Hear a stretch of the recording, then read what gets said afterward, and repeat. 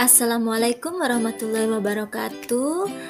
Salam guru penggerak. Perkenalkan, saya Nur Ika Sulistiarati SSI, guru IPA di SMP Negeri 9 Muara Tewe, CGP Angkatan 8, Kabupaten Barito Utara, Kalimantan Tengah, tahun 2023. Kali ini saya akan memaparkan tugas modul 1.1.A.6 demonstrasi kontekstual filosofi pendidikan menurut Ki Hajar Dewantara.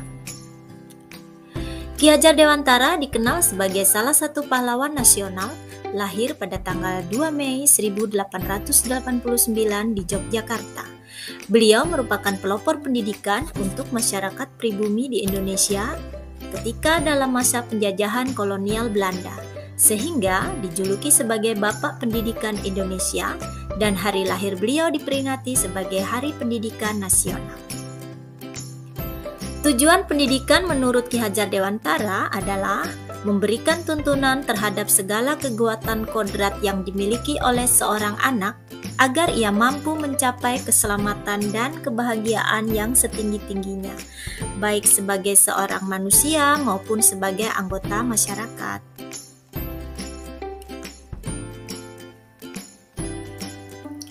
Gagasan atau ide yang sesuai dengan konsep pemikiran Ki Hajar Dewantara adalah pendidikan merupakan tempat menyemai benih-benih kebudayaan dalam masyarakat.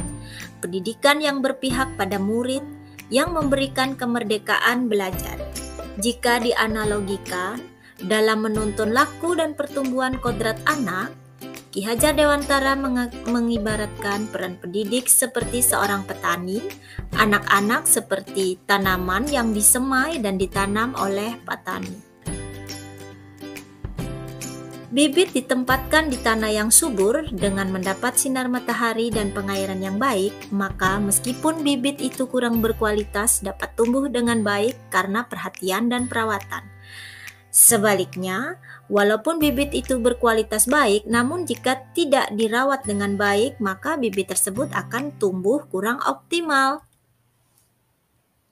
Nah, hal ini selaras dengan semboyan Ki Hajar Dewantara.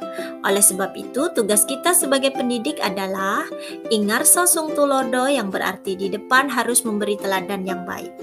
Di tengah kita harus bisa memberikan bimbingan, dan di belakang kita harus mampu memberikan dorongan tuturi handayani, sehingga anak dapat memperoleh budi pekerti yang luhur, yaitu yang berupa keselarasan antara cipta, rasa, karsa, dan tenaga. Alasan kontekstual mengenai penerapan ide sesuai dengan pemikiran Ki Hajar Dewantara adalah guru harus memahami karakteristik murid. Guru juga harus mampu menuntun murid sesuai kodratnya. Guru harus memahami tujuan pembelajaran, sehingga tercipta suasana pembelajaran yang menyenangkan, menarik, menantang, yang berpihak pada murid. Hasil penerapan ide terkait pemikiran Ki Hajar Dewantara adalah menerapkan pembelajaran yang inovatif di kelas. Hal ini bisa diperoleh dengan penerapan pembelajaran PBL dan PJBL. Pembelajaran disesuaikan dengan kodrat alam dan sosiokultur murid, seperti misalnya adanya giat lomba tari daerah dan festival budaya. Hal ini dapat mempertebal karakter luhur murid berkebinekaan global, kreatif, gotong royong, dan mandiri. Penerapan budaya positif di sekolah melalui proyek penguatan profil pelajar Pancasila. Yang pertama adalah bisa melalui kegiatan keagamaan, penghijauan sekolah, basar kuliner tradisional. Implementasi budaya positif di sekolah juga dapat diperoleh melalui kegiatan ekstrakurikuler. Di antaranya di sekolah saya adalah adanya ekskul olahraga, pramuka, serta ekskul multimedia. Sehingga hal ini dapat menebalkan karakter kemandirian, gotong royong, kreatif, dan kritis. Selain itu, di sekolah saya juga mengadakan kerjasama dengan orang tua, wali, dan masyarakat serta stakeholder dalam rangka penerapan ide dari pemikiran Ki Hajar Dewantara. sehingga pada akhirnya dapat mengantarkan murid untuk memiliki 6 karakter profil pelajar Pancasila: beriman, bertakwa kepada Tuhan Yang Maha Esa, berakhlak mulia, mandiri, berkebinekaan global, gotong royong, kreatif, dan bernalar kritis. Dalam mewujudkan pemikiran Ki Hajar Dewantara tentunya mengalami hambatan dan tantangan.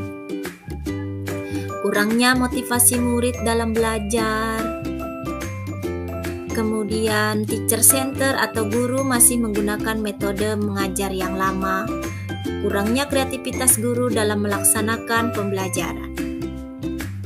Hal ini juga kurang dukungan orang tua, masyarakat, dan stakeholder.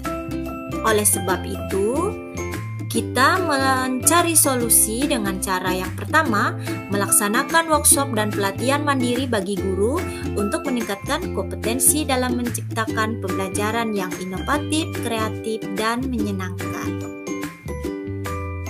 Sehingga yang pada akhirnya dapat meningkatkan motivasi belajar murid. Solusi yang berikutnya adalah menjalin kerjasama dengan orang tua, wali murid, masyarakat, dan stakeholder dalam rangka melaksanakan pembelajaran dan pelaksanaan program sekolah. Demikian tadi adalah demonstrasi kontekstual dari saya. Mari Bapak Ibu guru hebat, kita menjadi guru yang bijak yang dapat menuntun murid mencapai keselamatan dan kebahagiaan. Karena sejatinya murid itu memiliki keunikan dan kelebihannya masing-masing. Terima kasih Bapak Ibu guru, salam dan bahagia.